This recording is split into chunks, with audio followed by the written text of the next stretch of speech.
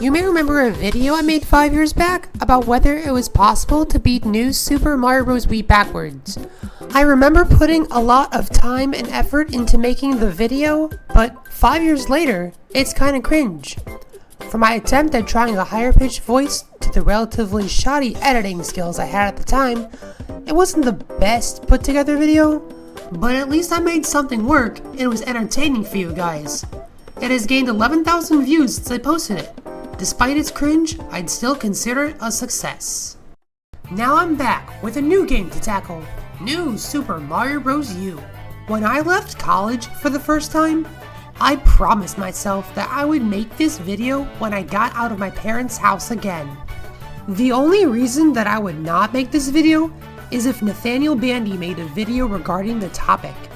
It's been 5 years and he hasn't made it yet.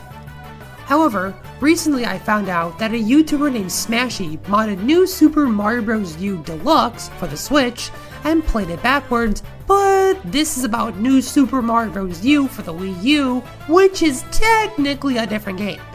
I'm still going to tackle the game because I want to adhere to my promise, as well as tackle some courses that Smashy couldn't beat backwards.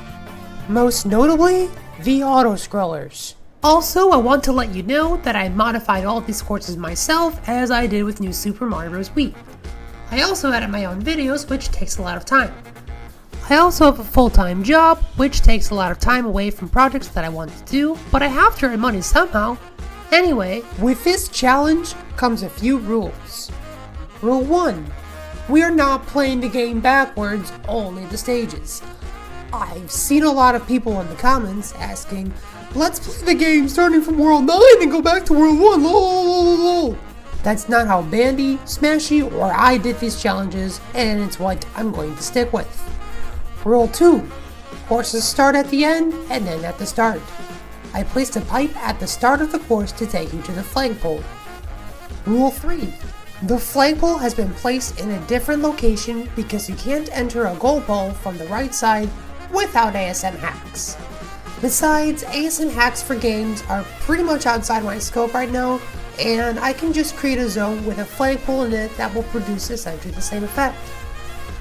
Rule 4. Boss fights are placed at the end of a level because they are equivalent to the level's flagpole, they both end the stage. Rule 5. Pipe and door entrances were modified so they could actually be enterable, otherwise you can't enter them. Rule 6. Auto-scrolling controllers have been modified to auto-scroll backwards. I felt as if this was fair to do, because if you start from the end and have to navigate backwards to the beginning, I felt as if the camera should scroll with you too. Plus, this is used in my previous video. This is a change from Smash's take on this, where it did not modify the auto-scrolling controllers at all. Rule 7. Nabbit paths have been modified because if they aren't modified, the game would freeze for a bit and make you lose a life. I modified the Nabbit paths the way I did so I could get an easy way to obtain P acorns throughout the game. This may be controversial for some, but since I figured I was modifying the auto-scroll paths, I can modify Nabbit paths too. Rule 8. Anything else that requires paths has not been modified. That's because those paths are not related to the camera and they are related to objects in the level. Also, anything else, such as the pipe cannon in 7.6 or the poison cloud in 8.2, has not been modified. That's because those things are actually part of the level and not just related to the level's camera. Rule 9. Multiplayer bubbling and popping bubbles with the gamepad is not allowed. That cheeses the game and really takes the challenge out of the challenge. However, I can use multiplayer without the gamepad in dire circumstances. I can bubble, but I need another character to pop the bubble, like in Mario Wii. Rule 10. P acorns, gamepad boost blocks, and Nabbit are only allowed in dire circumstances. If a P acorn or gamepad boost block or Nabbit is required to beat the game, it will be recorded with a yellow circle and with a only with P acorns / gamepad / Nabbit to it, because those power-ups are OP and game breaking. Rule 11. Baby Yoshis, though a mechanic I tend not to use in casual gameplay, are only used when absolutely necessary. They are a legal part of the game for all intents and purposes, so levels that require a baby Yoshi to complete will receive a green checkmark regardless. Just as a side note, I'm hopeless with blue baby Yoshi's bubbles, so he doesn't appear for this challenge. With the rules out of the way, let's go! For Acorn Plains Way, you can't go past this wall. I even tried triple jumping, but that didn't work as I didn't have enough height to clear the wall. Is our challenge over already? I can't get the P acorn as it doesn't appear yet, and I can't get a regular acorn because I can't access it from this side. Baby Yoshi doesn't appear until beating World 1-3, so he's a no-go either. We can use the boost blocks, but that's cheating. It's not that desperate. The solution I went with was multiplayer. It will count as a green mark for this challenge because this isn't a game-breaking power-up or strategy. I connected a second controller, spawned in Blue Toad, and used Mario as a trampoline to get Toad above the wall and onto the rest of the level. Easy. However, in World 1-2, you can't get past this Red Cave Crystal. You need to be on the other side in order to activate it to move, and you can't do that from this side. Sad. Even in multiplayer, you can't do that. But wait, there's more! Smashy pointed out that you in fact can get past this crystal, but you need to get to this secret ledge just before this green pipe and run up the top. When you get to this part, however, there's a large gap that you need to cross. I unleashed my flying squirrel Blue Toad to clear the gap, but then you run into the same issue as before. I couldn't get past this no matter how hard I tried. With that out of the way, does this mean our challenge ends here? Nope. If we take the secret exit in World 1-2, it unlocks World 1-Blooper's secret lair. This is probably where Molka spent his time making Super Luigi Land weak, but I don't know. World 1-Blooper went okay. The first room was easy, but in the second room we immediately take damage to a blooper, probably Molka's cousin. The pipes were trickier to navigate in reverse, as they constantly blow you to the right, but with precise swimming we can make it through. Defeating World 1-Blooper unlocks a path that takes you to World 5. World 5-1 was easy except for a triple jump here. World 5-2 went okay, except I couldn't make this jump at the beginning, not even with a triple jump. So I went back with an acorn suit and cleared the jump. After some more acorn suit tricks, I cleared the level. Bramble Woods went okay, but there's a gap you have to clear with the acorn suit only. I kept taking damage to these brambles and it was super annoying. The tower was super easy as it was a long drop to the bottom. All I needed to do was enter the pipe as soon as I touched the snake block.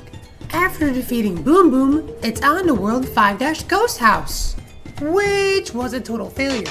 There was no way to make it up to the door without a P acorn. The room is just too tall. Even with a P acorn, it's impossible. Normally there's a platform you have to stand on and it falls down, but since we're going backwards, we have to approach it from the other side. We can't get the secret exit either because you still have to climb up this room to get the secret exit. But wait, it's not over yet. Going back to World 5-2, if we take the secret exit, it unlocks a path to World 5-6 and World 5-7. World 5-6 was easy as well, with no problems there. World 5-7 Wiggler Stampede was an interesting one because normally you bounce on a Wiggler to get through the stage. This was a stable of many custom levels, including the very well done World D-2 Toxic Wiggler Shaft from newer Super Mario Bros. Wii. Anyways, what I had to do was to make some precise acorn suit jumps. When I got to this part that you normally need to hit a P-switch to get the Wiggler to move, I just sailed over the level with the nutsuit. Pretty neat, huh? After that, I just made some more jumps with the nutsuit and cleared the stage. The Soda Jungle Castle was easy. After defeating Iggy Koopa, it is time for the Rock Candy Mines. Fuzzy Cliff Top was possible, though I had to do some tricky nutsuit jumps in the beginning. However, the second course in the Rock Candy Mines was impossible. Here I can't enter this pipe because there's nothing underneath it. And I can't use a P acorn to go through the top and skip this either. This isn't one of those courses in which you can skip with a P acorn by climbing up to the top and running over it. Sadly, our run ends here. There are no other paths past this. But, as is tradition, we don't just stop here. Let's see how many courses are actually possible backwards. In my next video, where I'll tackle New Super Luigi U, I'll be analyzing which game has the most amount of levels that are possible backwards, and I'll be comparing each game side by side to see which game's the furthest you can get just by playing backwards courses. Going back to the Acorn Plains Tower, we can't beat it because of something of which I'll dub the semi-solid issue. Not trying to diss on Nintendo for this, but a common level design feature they have in their tower levels is that they place a semi-solid to create a room for the boss door. This serves as an anti-frustration feature for the player, so upon entering the boss door, they don't accidentally go down and lose some of their progress. However, when playing the level backwards, we have to start where the boss door would have been. Sucks for us, as we can't progress not even the tiniest bit in the level. This serves as the reason we can't beat many tower levels backwards in the game. For some reason, Smashy modded the game to take you past his boss door room. That was his choice, but in the rules for how I made my mod, this would be cheating. Anyways, World 1-3 was as easy as pie, as was World 1-4 and 1-5. The castle in World 1 was easy too, and Lemmy was no threat. On to World 2! World 2-1 was simple, but it was important to keep in mind to know that the Stone Knights moved down differently because I was not in their trigger zone. World 2-2 is easy, but in World 2-3 I had to keep my nutsuit until the end to make this precise acorn jump to enter this pipe. The tower in World 2 was not possible because of the semi-solid issue. Again, this is the second time in this game now. World 2-4 was easy even though you have to dodge the fishy bootkinses. Wait, not anymore? Oh. Dry Desert Mushrooms is an athletic level that takes place in the desert with stone spikes and conveyors, and it was easy to beat with an acorn suit. 2-6 was easy as well. Other than a precise nut jump here, World 2-Piranha was possible as well. Morton's Compacted Castle was easy enough, though something interesting both Smashy and I noticed was that the Potaboos hover in the air for a few seconds before coming down. Guess they never fixed that in the deluxe version, I suppose. On to World 3! Waterspout Beach was as easy as a walk on the beach, and Tropical Refresher was a refresher into how bad water levels are. They're annoying to swim and swim and swim through. Thank goodness in Mario Wonder we got the Dolphin Kick badge, which isn't present in this game. In World 3-Tower, we are stopped by the semi-solid issue once again. I guess the skewer is pretty annoying to get past when playing the level normally, but we can't make any further progress from here. Luckily, the ghost ship is possible backwards. 3-3 is mostly possible backwards, except for one little thing. How do we get past this water geyser over here? We can't. When playing the level normally, you spawn in a room which has a geyser that takes you up to the rest of the stage. But we can't access this room from here, making it impossible. Though Urchin Shoals was possible, it was easier to use the nutsuit since we're traveling against the urchins here. Dragon Eel's Undersea Grotto is impossible if we play through it normally. It starts off easy as you are just swimming in the water, and it's nice that Dragon Eel doesn't show up, until the very end. However, he wasn't as much of an obstacle as Ace Bubbles in the pipe here. However, we can just skip over this course entirely if we have to pee Acorn. Skyward Stalk wasn't possible to beat, and it's because we can't get past this first from here. Larry's Trigger Happy Castle was easy enough. With that out of the way, on to World 4. World 4-1 was simple, as was World 4-2. However, in 4-Tower, it was smooth sailing until I reached this platform. It moves up, and there was no way to avoid it, so it's not possible. 4-3 was easy, though I took damage to these piranhas here. This is a setup that Nintendo also used in New Super Luigi U, which caused me a lot more pain down the line. World 4-4 was easy enough, though I had to make a precise nutsuit jump here. In Icicle Caverns, I had to be quick and make a precise flying squirrel jump when the big icicle fell, but other than that, it was a lot more fun to do this precise platforming backwards. Swaying Ghost House is possible, and I'll tell you why. Smashy is blocked up by these brick blocks, and so is Bandy in a previous video, but that doesn't stop me. If you've played the new Super Mario Bros. Series long enough, you'll know of a power-up called the Penguin Suit. In addition to shooting ice balls like the Ice Flower, it also grants you the ability to stick on ice, belly slide, and swim faster in water. Honestly, it's one of the best power-ups in the game.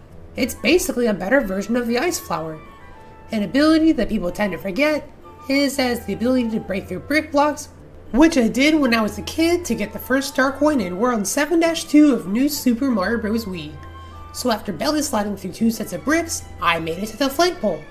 World 4-Flippers was a bit difficult, but possible nonetheless. It took me a few tries to make it past his flippers here, but that didn't stop me and I cleared the level. Wendy's shifting castle was easy too, though I did have to make a precise nutsu jump here. Now on to the rest of World 5. As for the airship, it was possible. World 5-4 and 5-5 were quite simple as well. However, in World 5-Beetle, it was very interesting to beat backwards. This level is very tricky to beat because it's an auto-scroller, and I king bills, coins, and parabeetles, oh my! This took me a solid half hour of attempts, and it used a very interesting strategy that did not require the use of a pea acorn. I waited on these pipes until the camera would have pushed me off them. My first attempt, I acorn suit jumped way too soon and didn't have the height required to reach these platforms here. On my second attempt, I went way too close to the king bill here. On my third attempt, I managed to stall my flight until I reached these platforms here. I hit a P-switch brick, which I thought, oh, this might be a cool gimmick, but I don't see how it can actually help me. Boy, was I wrong. You see, when a P-switch is pressed, it turns coins into bricks and most bricks into coins. Earth to me! I don't know why I didn't think of activating it first. I thought that I would have to pull off some fancy tech with hanging onto a parabeetle for dear life, but I didn't have to. So I kept dying and dying and dying because of this. Then I had my big brain moment. I hit the P-switch and my whole world changed. There was a bunch of brick blocks just waiting for me to stand on them. Granted, it wouldn't be for long, but 12 seconds was all I needed. My first attempts after I had this big brain moment were not the best. On this attempt I hit the P-switch too soon and wound up dying. However, by stalling the time at which I hit the P-switch, I could get the maximum possible benefit out of it. My next attempt was better, and I did stall hitting the P-switch, but I didn't land on the parabeetles after the P-switch timer ran out. My next few attempts saw me dying to this king bill after doing everything I learned. It was difficult, but I did not give up. I kept coming in with an acorn suit, determined to beat the level backwards without any gimmicks such as pea acorns or gamepad boost blocks.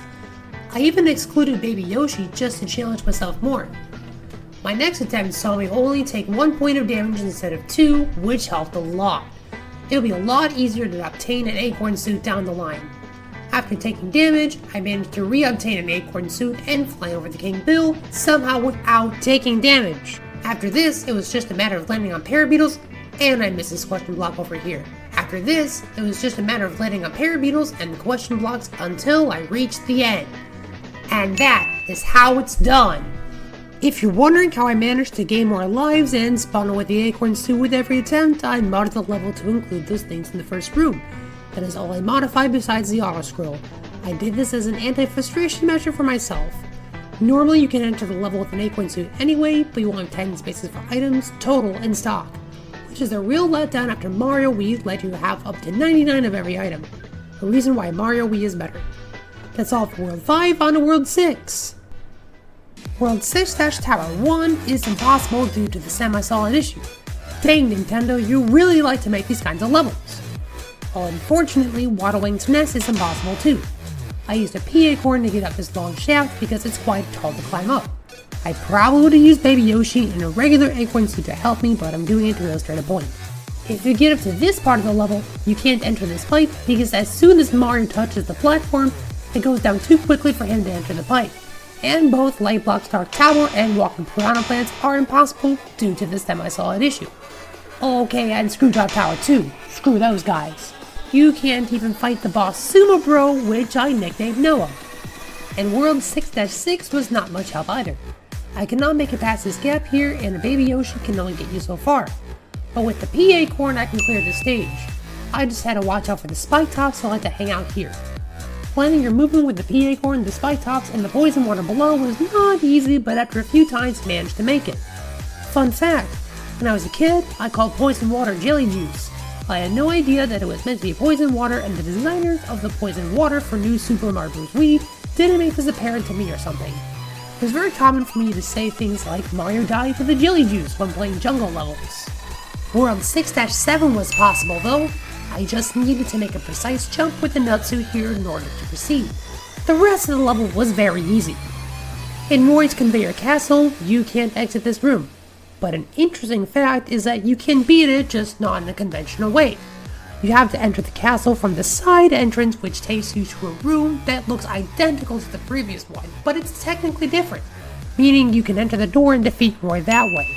So it's possible, just not the way you think it should.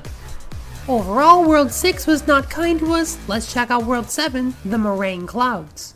Fun fact, when I was younger, I pronounced meringue, Marinugi, because of how unphonetic this word is spelled. I studied literacy instruction when I was at college, I should know. In case you were wondering, meringue should be pronounced meringue.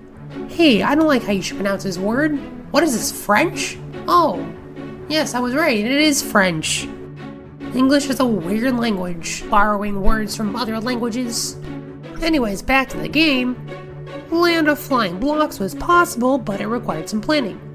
Normally there is a platform that you travel on in order to get to the end, but obviously this platform isn't here, it's on the other side. This seems to be a recurring theme in Nintendo's levels.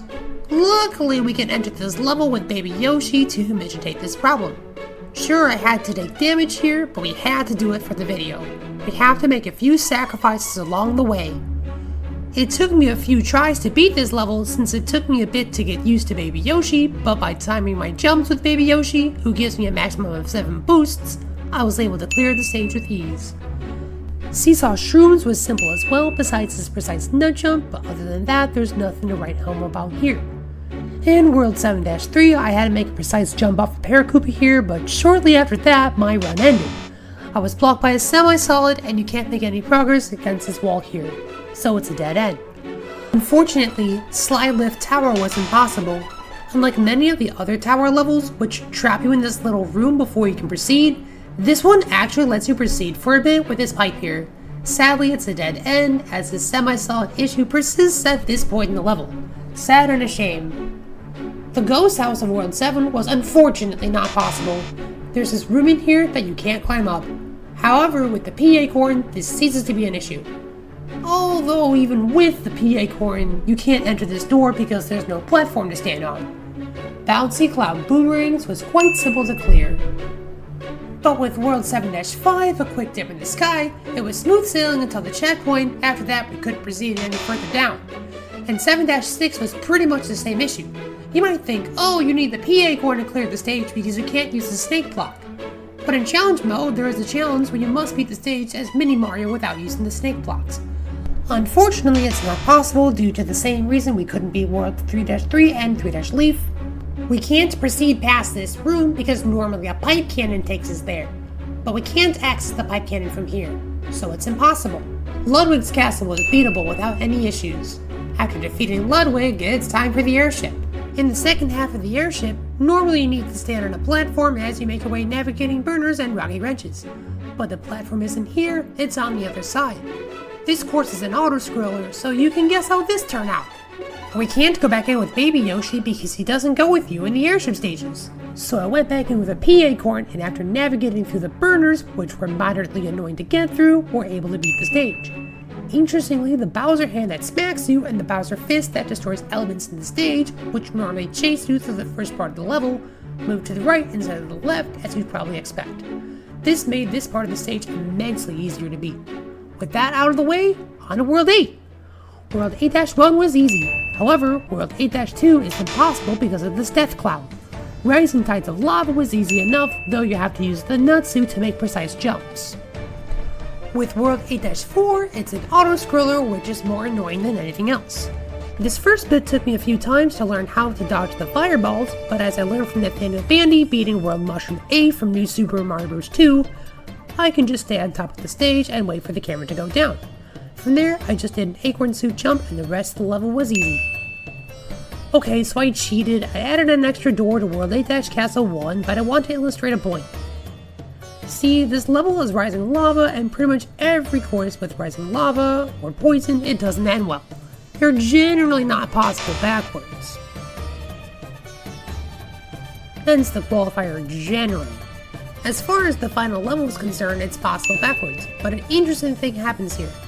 Normally you're in the same vicinity as this Bowser Jr. in his airship sprite, but since we start at the end of the level, we can't move until Bowser Jr. moves over to us and does his cutscene, which takes a while. Once we got that out of the way, the stage is just as difficult as it is going forwards.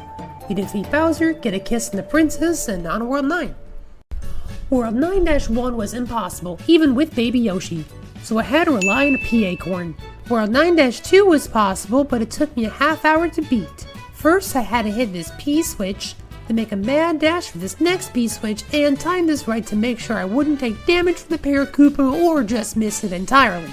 I died over and over and over again on this part. Eventually, I made it and progressed to the next section of the level. The weird thing about this part is that I had to hit the switch and bust these bricks to make a path for myself so that I wouldn't end up hitting the switch prematurely on my next run, since the switch is repressible. As with World 5-Beetle, I wanted a run in which it hit the P switch and maximize the time that it's activated. And then I stupidly took damage to this piranha plant. When I got back to this part again, I proceeded without a problem. But then I had to make it past these piranha plants without losing my suit. I happen to like the acorn suit, thank you very much, and its abilities would help me in this run. Then this happened.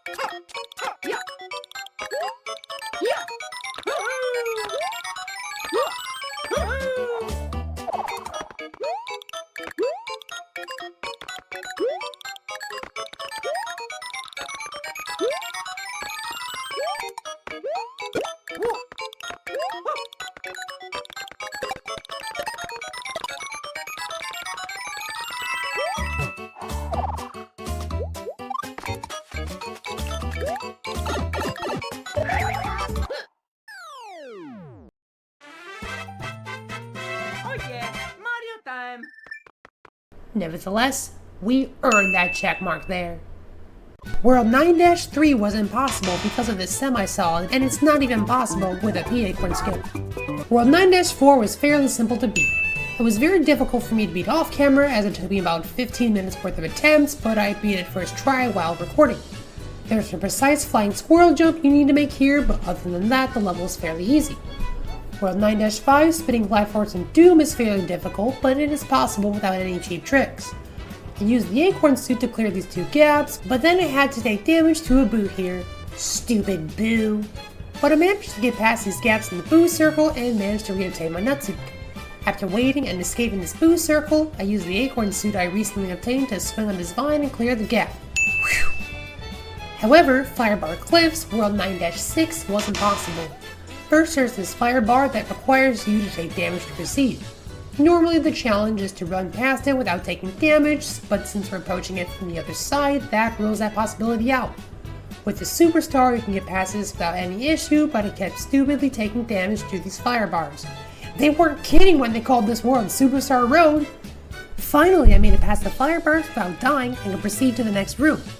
After some precise fire bar jumps, I am blocked by the semi-solid. Yeah, not happening. In World 9-7, I had to modify the camera so it wasn't super zoomed in. I had to make some complicated flying squirrel jumps to make it past these green platforms here.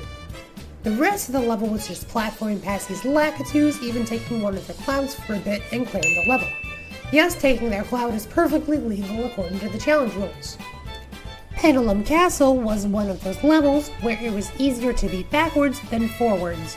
When I play this level normally, I tend to struggle toward the end of the level because it requires tight jumps and it's super easy to take damage to these spike balls here.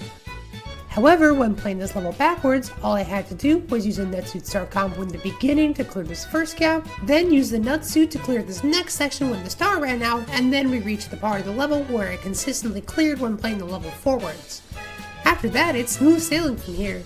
This level is A-OK, without a doubt, possible backwards. World 9-9 Follow That Shell is a gimmick goodbye level that ends the game with a nice easy level that is just refreshing to play. It's kind of difficult backwards because you need to make a precise jump in between these brick blocks here, and you need to make a propeller jump or similar to cross this gap. However, the rest of this level is very easy and is possible backwards. Well, that was that.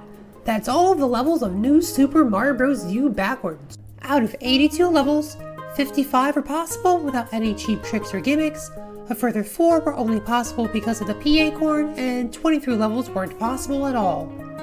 I hope you enjoyed my video and my perspective on how possible New Super Mario Bros. U was backwards.